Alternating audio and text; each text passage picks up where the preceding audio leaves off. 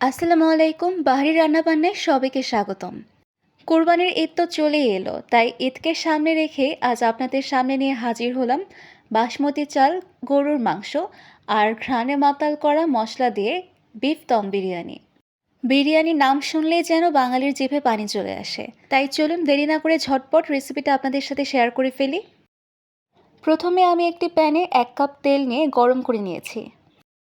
আর বিরিয়ানিতে আলু না হলে তো চলেই না, তাই বেশ কিছু আলু কেটে রেখে অরেঞ্জ ফুড কালার ও সামান্য লবণ দিয়ে পুরোপুরি ফ্রাই করে নিচ্ছি আমি। এমনভাবে ফ্রাই করতে হবে যেন প্রায়ই সেদ্ধ হয়ে যায়। আর যতটুকু বাকি থাকবে সেদ্ধ হতে সেটা শেষে দমে দিয়ে রাখলেই পুরো সেদ্ধ হয়ে যাবে।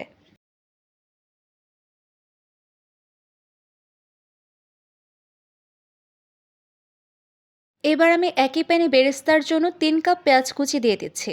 ভাজা হয়ে গেলে 1.5 কাপের মতো উঠিয়ে রেখে দেবো, কারণ দম বিরিয়ানি লেয়ারে লেয়ারে বেরেস্তা দিতে হবে। এবার আমি 1.5 কেজি গরুর মাংস কেটে ধুয়ে পানি ঝরিয়ে রেখেছিলাম, তা দিয়ে দিচ্ছি। আমি এখানে মাংসের পিসগুলো একটু বড়ই রেখেছি। মাংসগুলো আমি তেলের মধ্যে পুরোপুরি ভাজা ভাজা করে নিচ্ছি। এবার আমি এতে একে একে দিয়ে দিচ্ছি 7টি এলাচ, 8-9টি কাবাব চিনি, 2টি স্টার, 5টি দারুচিনি, 15 থেকে 20টির মতো গোলমরিচ, 8-9টি লবঙ্গ। সব কিছু দিয়ে আমি একদম ভালোভাবে নেড়ে চেড়ে নিচ্ছি।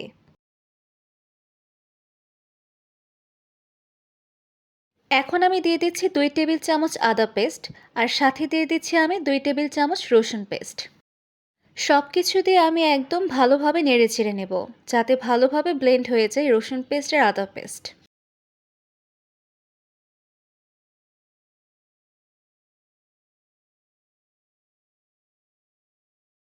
এবার আমি দিচ্ছি 1 টেবিল চামচ বাদাম বাটা, 1 টেবিল চামচ পোস্ত বাটা। এগুলো দিয়ে ভালোভাবে নেড়ে চেড়ে নিচ্ছি আবারও।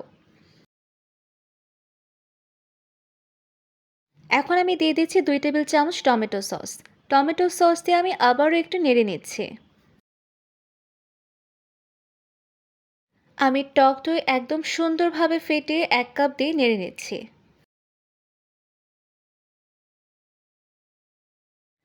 এরপর আমি দিয়ে দিচ্ছি 1.5 প্যাকেট বিরিয়ানি মশলা। এরপর অনেকক্ষণ ধরে ভালোভাবে নেড়ে চেড়ে নেব।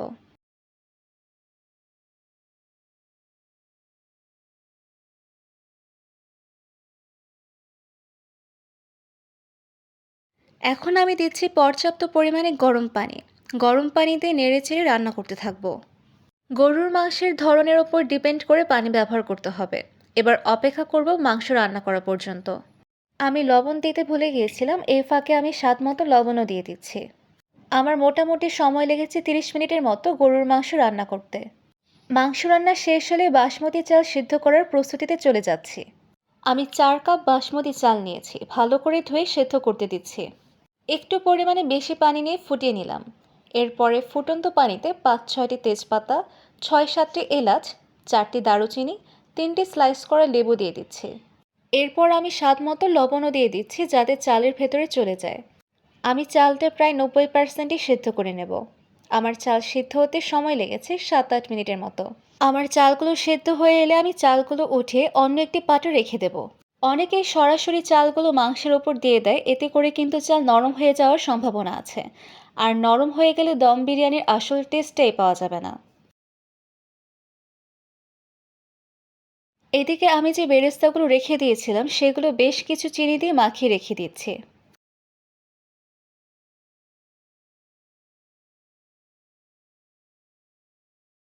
এবার মাংসের পাত্রে ভেজে রাখা আলুগুলো এক এক করে সব দিয়ে দিচ্ছি। আমি এরপরে কাঁচামরিচ দিয়ে দিচ্ছি স্বাদ মতো। আপনারা অবশ্যই আপনাদের টেস্ট অনুযায়ী কাঁচামরিচ ব্যবহার করবেন। এরপর আমি দিয়ে দিচ্ছি আলু বোখারা, আর সাথে 15-20টার মতো কিশমিশও দিয়ে দিচ্ছি। এবার প্রথম লেয়ারে চালগুলো দিয়ে দিলাম। তার উপরে দেব চিনি মেশানো বেরেস্তা আর 1 কাপ লিকুইড দুধে অরেঞ্জ ফুড কালার মিশিয়ে রেখেছিলাম, তার অর্ধেক চারদিকে ছিটিয়ে দিয়ে চালের দ্বিতীয় লেয়ারে দিয়ে দেব। তো আপনারা পুরো প্রসেসটা একটু ভালো মতো দেখুন।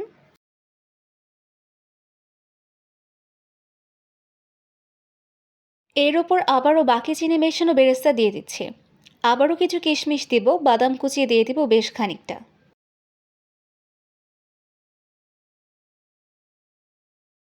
বাকি লিকুইড দুধটা চারদিকে দিয়ে 3 সাইডে 3টি গর্ত করে অরেঞ্জ ফুড কালার দিয়ে দেবো কিছুটা।